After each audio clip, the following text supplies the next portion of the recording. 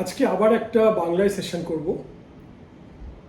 যে টপিকটা নিয়ে আজকে বলবো এটা নিয়ে কিছুদিন আগে আমি ইংলিশে অলরেডি একটা সেশন করেছিলাম সিমিলার টপিকে, এবং সেদিন বলেছিলাম যে আমি বাংলাতেও এটা করতে চাই। বিভিন্ন কলেজে, সেটা ম্যানেজমেন্ট কলেজ হোক, সেটা ইঞ্জিনিয়ারিং হোক, সেটা হোটেল ম্যানেজমেন্ট হোক, সেটা যে কোনো হায়ার স্টাডিজে যেখানে প্লেসমেন্ট একটা বড় জিনিস, সেটা নিয়ে আমার মেইনলি সেশনগুলো হয়। কারণ আমার চ্যানেলটা ক্যারিয়ার কোচিং চ্যানেল, এবং উদ্দেশ্য থাকে স্টুডেন্টদের সঙ্গে কথা বলা, তাদেরকে নানা রকম অ্যাডভাইস দেওয়া, তাদের ইন্টারভিউর জন্য, তাদের বিভিন্ন যে সিলেকশন প্রসেস, সেটা সাইকোমেট্রিক টেস্ট হতে পারে, গ্রুপ ডিসকাশন হতে পারে, অ্যাপটিটিউড হতে পারে, সেই সব স্কিলস নিয়ে আমি কথা বলি। এবং আজকের সেশনটা শুধু স্টুডেন্টদের জন্য নয়, এটা কলেজদের জন্য, কলেজের ম্যানেজমেন্ট, তাদের যে লিডারশিপ, তাদের যে ট্রেনিং অ্যান্ড প্লেসমেন্ট সেল, তাদের যে ট্রেনিং অ্যান্ড প্লেসমেন্ট অফিসার যিনি একজন সম্মানীয় প্রফেসর বা কোনো প্রফেশনাল ম্যানেজার, এবং যে স্টুডেন্টরা ডাইরেক্টলি এই প্লেসমেন্ট কাউন্সিল বা প্লেসমেন্ট টিমে যুক্ত, এটা তাদের জন্য, এবং ওভারঅল সমস্ত স্টুডেন্টদের এবং টিচারদের এবং কলেজের যে ইকোসিস্টেমটা, তাদের উদ্দেশ্যে এই সেশন। আরেকটা কথা বলে নিই যে যেটা আমি আজকে বলবো এই সেশনে নতুন কিছু নয়, কোনো রকেট সায়েন্স নয়। বহু যুগ ধরে, বহু বছর ধরে পৃথিবীর সমস্ত কলেজ, সমস্ত ভালো কলেজ, ইনস্টিটিউশন, ইউনিভার্সিটি যারা প্লেসমেন্টকে সিরিয়াসলি নেয়, যারা স্টুডেন্টদের শুধু সিলেবাসের থিওরি বা প্র্যাকটিক্যাল পড়ায় না, তাদের ক্যারিয়ার ডেভেলপমেন্ট এবং স্কিল ডেভেলপমেন্টে মন দেয়, তাদের এই প্র্যাকটিসগুলো আছে, এটা সবাই জানে। আমার এই সেশনটা করার উদ্দেশ্য হচ্ছে সেই সব কলেজের প্রতি বা সেই সব ইনস্টিটিউশন, ইউনিভার্সিটি যারা রিলেটিভলি নতুন, এবং বাংলায় করছি কারণ ওয়েস্ট বেঙ্গলের বিভিন্ন প্রত্যন্ত জায়গায়, যেটা কলকাতা শহর বা অন্যান্য শহরে নয়, একটু রিমোট এরিয়াতে, সেখানে হয়তো এইসব প্র্যাকটিসগুলো একটু কম, বা হয়তো অ্যাওয়ারনেসটা একটু কম, এবং অ্যাওয়ারনেস থাকলেও হয়তো সুযোগটা কম। মূলত তাদের উদ্দেশ্যেই আমি এই সেশনটা করছি। এবং এই সেশনটায় যেগুলো বলছি সেগুলো হয়তো অনেকেরই জানা, কিন্তু কিভাবে ভাবলে, স্পেশালি স্টুডেন্টরা যারা এই এনভায়রনমেন্ট নতুন, কিভাবে ইনোভেটিভলি ভাবলে তারা সেটাকে আরও বেশি করে ইউটিলাইজ করতে পারবে, সেটা নিয়েই আমার এই সেশন। তো আজকের টপিক, যেটাকে আমরা ইংলিশে বলি কর্পোরেট কানেক্ট বা ইন্ডাস্ট্রি ইন্টারফেস, মানে আজকে একটা কলেজ বা ইউনিভার্সিটির যে অ্যাকাডেমিক্স, যে ইনস্টিটিউশন, আর তার সঙ্গে কর্মক্ষেত্রের যে সেতুবন্ধন বা যে ব্রিজিং অফ দি গ্যাপ আমরা বলি, সেটা নিয়ে আজকে সেশন। তো আমরা তো সবাই জানি যে আমরা যে পড়াশোনাটা করছি হায়ার স্টাডিজে, সেটা যে কোনো ফিল্ডেই হোক, সেটা ম্যানেজমেন্ট হতে পারে, ইঞ্জিনিয়ারিং হতে পারে, হোটেল ম্যানেজমেন্ট হতে পারে, সেটা বিভিন্ন ধরনের যে মানে ফ্যাশন ডিজাইনিং হতে পারে। তো এই ধরনের ইভেন যে জেনারেল কোর্সগুলো হয় আজকাল, তো আর্টস, কমার্স, সায়েন্স সব জায়গাতেই প্লেসমেন্ট একটা মেজর ফ্যাক্টর, কারণ ইন্ডাস্ট্রিতে সব ধরনের স্টুডেন্ট, সব ধরনের গ্র্যাজুয়েটদেরই প্রয়োজন হয়।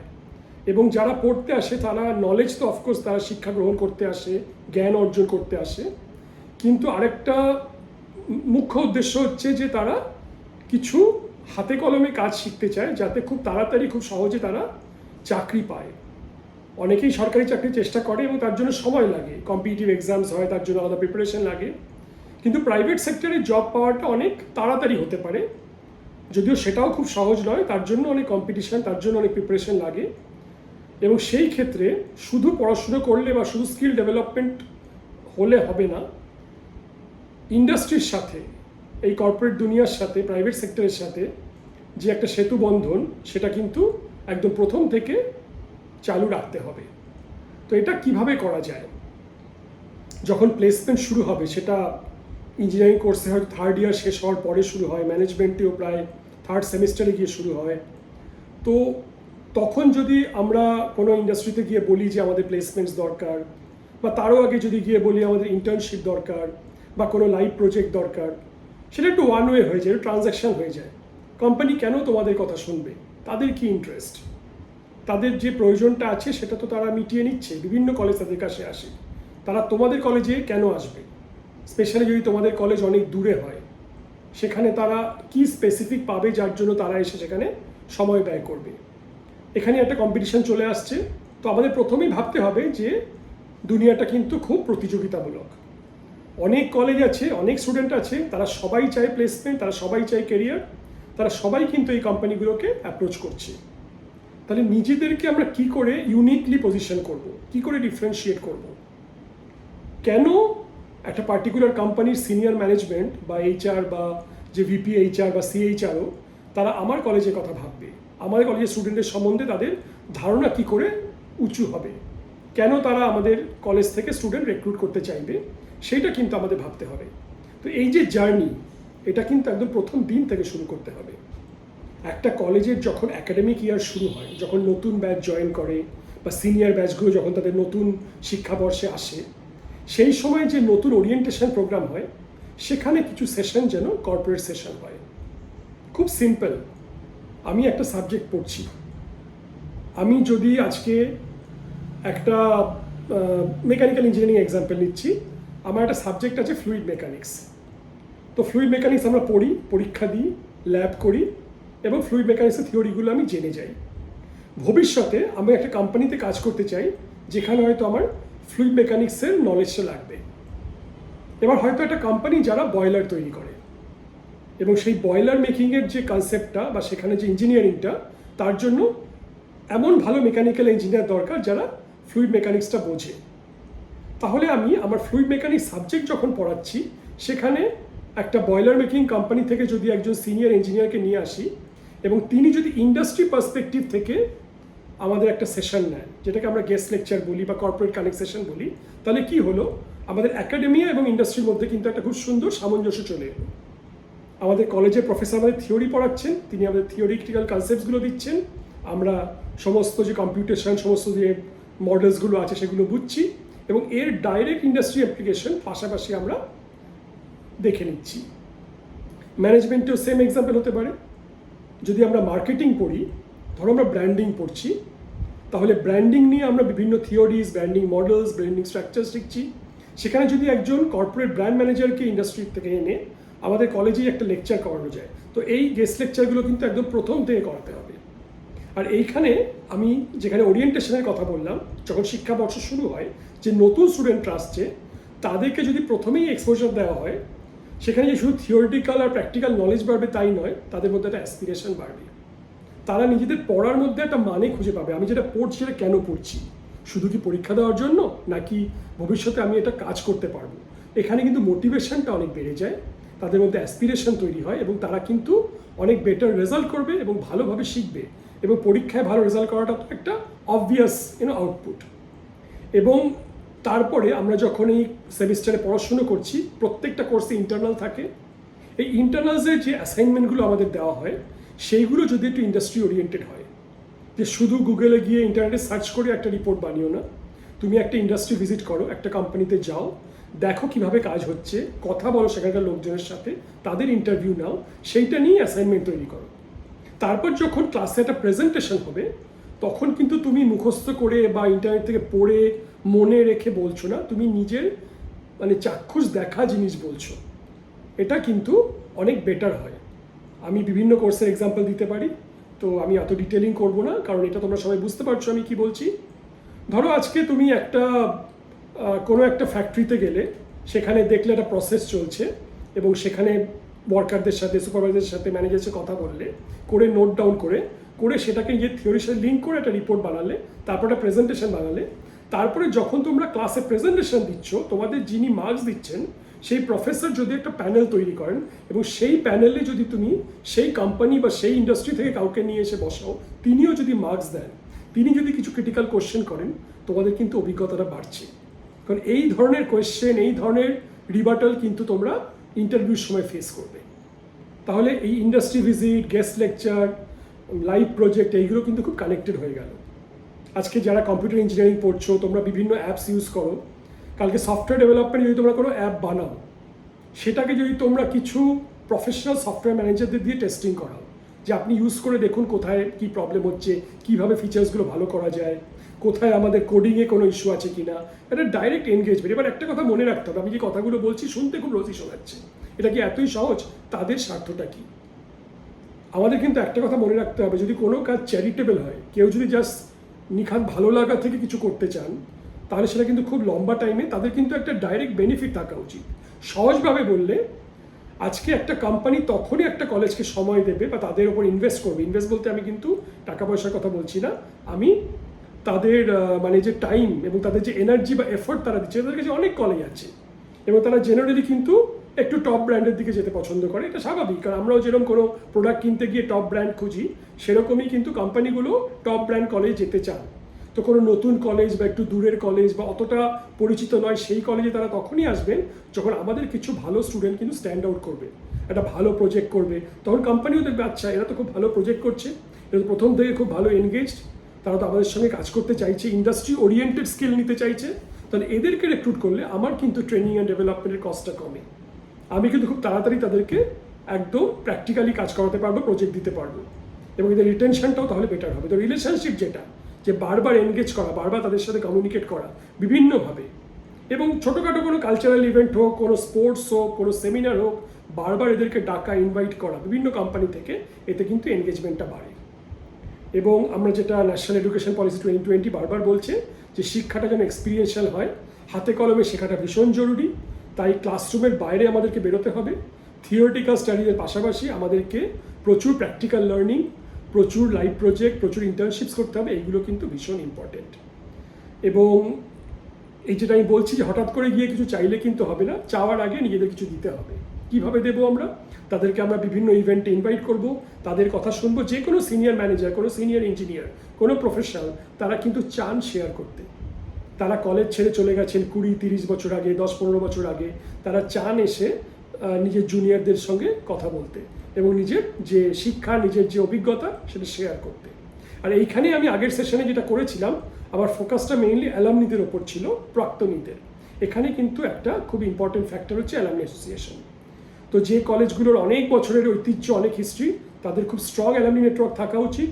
বহু বছর ধরে বহু সিনিয়র প্রফেশনাল এখান থেকে পাশ করে গেছেন এবং তারা অনেকেই অনেক সিনিয়র লেভেলে পৌঁছে গেছেন, অনেকে হয়তো রিটায়ারও করে গেছেন, তাদেরকে ডেকে এনে করলে তাদের একটা সেন্টিমেন্টাল, ইমোশনাল অ্যাঙ্গেল থাকবেই, তো সেটা তাদের থেকে এই বেনিফিটটা পাওয়া যায়। তো এখানে একটা মানে ডাবল বেনিফিট হয়ে গেল, যে যে কর্পোরেট আসছেন তিনি নিজেও আমাদের প্রাক্তনী এবং তিনি তার কানেকশানে আরও 10 জনকে আনতে পারবেন। তো এই অ্যালামনি, আর স্পেশালি যেসব কলেজে অ্যাক্টিভ অ্যালামনি অ্যাসোসিয়েশন নেই, সেখানেও কিন্তু স্টুডেন্টরা মিলে একটা অ্যালামনি নেটওয়ার্ক তৈরি করতে পারো। তোমাদের প্রফেসররা, যারা পুরনো প্রফেসর আছেন, তোমাদের কলেজে ডেটাবেস আছে, সেখান থেকে বার করে সেটাকে আপডেট করা, তোমাদের সিনিয়ররা আছে, কর্পোরেটে প্রচুর মুভমেন্ট হয়, একটা কোম্পানি থেকে সেকেন্ড কোম্পানি, থার্ড কোম্পানি, তোমরা ডেটাবেসটা বানিয়ে ওখান থেকেই তোমরা অনেক লিঙ্ক পেয়ে যাবে। সেটা গেস্ট লেকচার হোক, সেটা তোমাদের বিভিন্ন প্রেজেন্টেশনে জাজ হওয়া হোক, সেটা বিভিন্ন কম্পিটিশানে তাদেরকে ডেকে আনা হোক। যদি কেউ টাইম বার করেন, আজকাল তো কর্পোরেটরা পড়াতেও আসেন, একটা খুব সুন্দর মানে জিনিস এখন চলছে কয়েক বছর ধরে, প্রফেসর অফ প্র্যাকটিস। এই সিনিয়র প্রফেশনালরা হয়তো পিএইচডি করেননি, তারা হয়তো একাডেমিক্যালি ওই মাস্টার্স অব্দি করেছেন, বা অনেকে হয়তো গ্র্যাজুয়েশন করেই 20-25 বছর কাজ করছেন, কিন্তু অনেক বছর কাজ করার ফলে প্রচুর নলেজ তাদের, এবং যেহেতু তারা ইন্ডাস্ট্রিতে আছেন, আজকে লেটেস্ট যে কনসেপ্টসগুলো তার প্র্যাকটিক্যাল অ্যাপ্লিকেশন তারা জানেন। তো তারা যদি রাজি হন, তারা এসে কিন্তু পার্ট বা ফুল একটা পেপার কিন্তু তোমাদের পড়াতে পারেন। অবভিয়াসলি এর জন্য কলেজের অ্যাকাডেমিক্সকে একটু ফ্লেক্সিবল হতে হবে, তারা হয়তো প্রতি সপ্তাহে আসতে পারবেন না, তো মাসে একবার বা 1.5 মাসে একবার যদি তারা এসে একটা হাফ ডে বা ফুল ডে স্পেন্ড করেন এবং ওয়ার্কশপ মোডে একটা মডিউল বা ক্রেডিট কভার করেন, এটাও কিন্তু একটা বড় বেনিফিট। মানে ধরো তোমাদের ম্যানেজমেন্ট কোর্সে, এমবিএ কোর্সে একটা হিউম্যান রিসোর্স ম্যানেজমেন্টের পেপার কোনো একটা পার্টিকুলার কোম্পানির এইচআর ম্যানেজার নিজে এসে পড়াচ্ছেন, আর ওনারা কিন্তু চান, আজকে কোম্পানিতেও তোমরা জানো যে সিএসআর বলে একটা ব্যাপার থাকে, কর্পোরেট সোশ্যাল রেসপন্সিবিলিটি, এবং সেখানে কিন্তু কোম্পানিগুলোও চায় যে আমাদের যে সিনিয়র প্রফেশনালরা আছেন তারা টাইম বার করে একটু সোসাইটির জন্য একাডেমিক বা স্কিল ডেভেলপমেন্ট করুন, সেখানে কিন্তু এটা নিয়ে ভাবা যেতে পারে। তো আমি বিভিন্নভাবে বললাম কর্পোরেটদের কথা, তার মধ্যে প্রাক্তনী বা অ্যালামনিদের কথা বললাম, এবং এক্ষেত্রে কিন্তু placement will be an effect, কারণ এত কিছু করার পরে অটোমেটিক্যালি তুমি যখন বলছো যে স্যার আমাকে একটা ইন্টার্নশিপ দিন, বা আমাকে একটা লাইভ প্রজেক্ট দিন, বা আমার ক্যাম্পাসে এসে আপনি ক্যাম্পাস রিক্রুটমেন্ট করুন, জিনিসটা কিন্তু অনেক সোজা হয়ে যায়। এবং এছাড়া আরও অনেক কিন্তু স্মল বেনিফিটস থাকে, যেমন কলেজে কোনো ইভেন্টে যদি তোমাদের স্পন্সরশিপ লাগে, তোমরা কিন্তু এদেরকে অ্যাপ্রোচ করতে পারো, তখন তারা কিন্তু ভাববে না যে হঠাৎ এসে টাকা চাইছে, কারণ তাকে তোমরা চেনে, যে তোমাদেরকে তিনি চেনেন, যে তিনি তো বারবার কলেজে এসছেন, তোমাদের সঙ্গে অনেক কাজ করেছেন, তো তোমরা যখন আসে মানে স্পন্সরশিপ চাইছো, তারা কিন্তু অনেক বেশি ফ্লেক্সিবল হবেন, অনেক বেশি অ্যাপ্রোচেবল হবেন।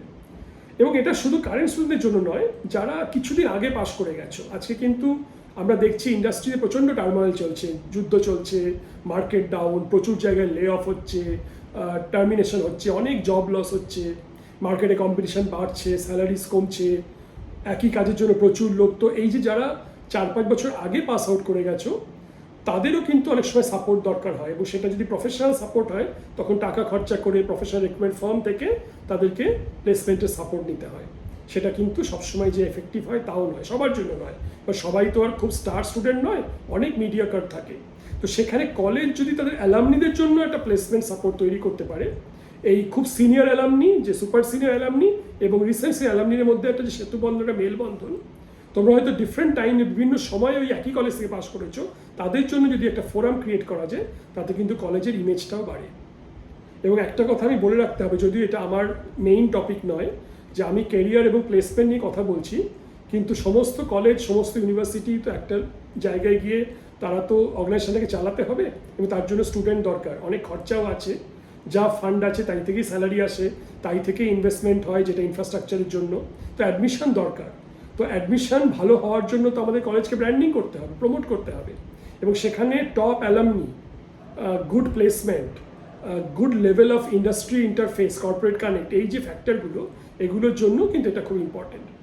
তোমাদের প্রসপেক্টাসে, তোমাদের ওয়েবসাইটে, তোমাদের বিভিন্ন প্রমোশনাল যে হোর্ডিংয়ে যখন বলা হয় যে এই অ্যালামনি এই জায়গায় আছেন এবং এরা এই পারফরমেন্স করেছেন, এগেইন আমি যেগুলো বলছি খুবই কমন শোনাচ্ছে, এটা আমরা শহরে দেখতে পাই, সব কলেজই করে, কিন্তু আমার উদ্দেশ্য হচ্ছে এটারই কনসেপচুয়াল ব্যাকগ্রাউন্ডটা দেওয়া। এবং যাদের কোনো ডাউট আছে, স্টুডেন্টদের আমি একটা কথা বলবো, যেটা বলে আজকে শেষ করতে চাই, যে তোমরা কলেজে আসো ক্লাস করতে, এবং খুব দায়িত্ব নিয়ে বলছি, আমি অনেক বছর শিক্ষকতায় ছিলাম, যে তোমরা ক্লাস করো পড়ার জন্য এবং অনেক অ্যাটেন্ডেন্স রাখার জন্য, আদারওয়াইজ ভাবো বাড়িতে পড়ে নেবো, অনেক সময় ক্লাস হয়তো মিস করো। এবং সেক্ষেত্রে যখন তোমরা দেখো একটা এক্সট্রা কিছু হচ্ছে, আমি এক্সট্রা কথাটা খুব দায়িত্ব নিয়ে বলছি, যে একটা গেস্ট লেকচার হচ্ছে বা একটা সেমিনার হচ্ছে, ওটা নিয়ে তো মার্কস নেই, ওটা নিয়ে তো আমার ডাইরেক্ট কোনো বেনিফিট হবে না, অনেকে মিস করো, এটা কিন্তু করো না।